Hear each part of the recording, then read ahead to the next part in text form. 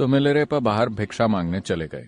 वो बहुत जोशीले थे और जो भी करते थे उसे कुछ ज्यादा ही कर डालते थे। तो वो भिक्षा मांगने काफी दूर तक निकल गए और गेहूं के कई बोरे इकट्ठा कर लाए। उन्होंने साल भर का गेहूं जमा कर लिया ताकि वो आराम से बैठकर धम्म सीख सकें। तो उन्होंने बहुत सारा जमा कर लिया और थोड़ा सा बेचकर तांबे का एक बर्तन खरीदा, 4 हैंडल वाला, जो तिब्बत का एक पारंपरिक बर्तन है अपना खाना बनाने के लिए। फिर इस भारी बोझ को लेकर, बहुत भारी बोझ को उठाकर उन्होंने लंबी दूरी तय की। वो मारपा के घर वापस पहुंचे और बोरे को नीचे पटक दिया धड़ाम से। मारपा उस समय खाना खा रहे थे। वो खाने के बीच से उठकर बाहर आए और बोले, ऐसा लगता है कि तुम बहुत गुस्से में हो।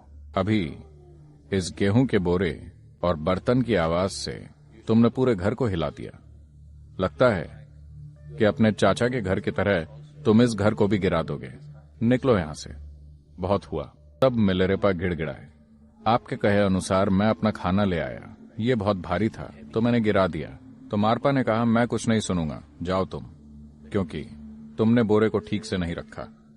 तुमने उसे नीचे पटक दिया। तुम लायक नहीं हो। तो तुम बाहर रहो, सारे काम करो, मेरा खेत जोतो, मेरे घर की सफाई करो। वो सालों तक ये काम करते रहे। बीच बीच में दूसरे लोग मारपा से सीखने आए और उन्हें कई चीजों की दीक्षा दी गई, मगर मिलेरेपा को एक भी दीक्षा नहीं मिली, एक भी शिक्षा नहीं मिली। वो बस कड़ी मेहनत, 8 साल से ज्यादा उन्होंने काम किया बिना किसी शिक्षा या दीक्षा के। बाकी सभी वहां एक दिन के लिए आते और दीक्षा लेके चले जाते, लेकिन वो इंतजार करते रहे और करते रहे, हर किस्म की कड़ी मेहनत करते हुए। एक दिन वो चुपके से अंदर आकर ऐसे एक सत्संग में बैठ गए जहां उन्हें बैठने की अनुमति नहीं थी।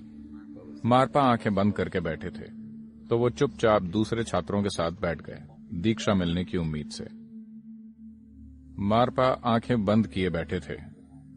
उन्होंने अपना डंडा उठाया, आंखें बंद किए हुए ही मिलेरेपा के पास गए और उनकी पिटाई कर दी। मिलेरेपा लोगों के बीच बैठे थे।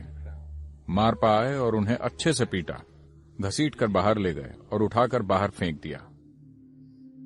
ऐसा बार बार होने लगा। मिलेरेपा थोड़ा इंतजार करते और फिर जैसे ही कोई दूसरी दीक्षा होने वाली होती, वो चुपके से जाकर इस उम्मीद में वहां बैठ जाते कि इस बार उन्हें दीक्षा मिल जाएगी। इस तरह 13 साल से ज्यादा बीत गए, लेकिन उन्हें कुछ भी नहीं मिला। तब एक दिन उन्होंने मारपा की पत्नी से याचना की, जो मिलेरेपा से सहानुभूति रखती थी और उनकी मां की तरह थी। वो गिड़गिड़ाए, कृपया आप मारपा से कहिए कि वो मुझे कोई दीक्षा दें, बस एक शिक्षा, एक छोटा सा ध्यान। मैं कुछ भी नहीं जानता, इतने सालों से मैं यहां ऐसे ही बैठा हूं। तो उन्होंने मारपा से इस बारे में बात की।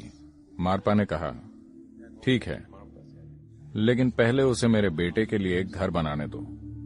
उसे अकेले ही घर बनाना होगा।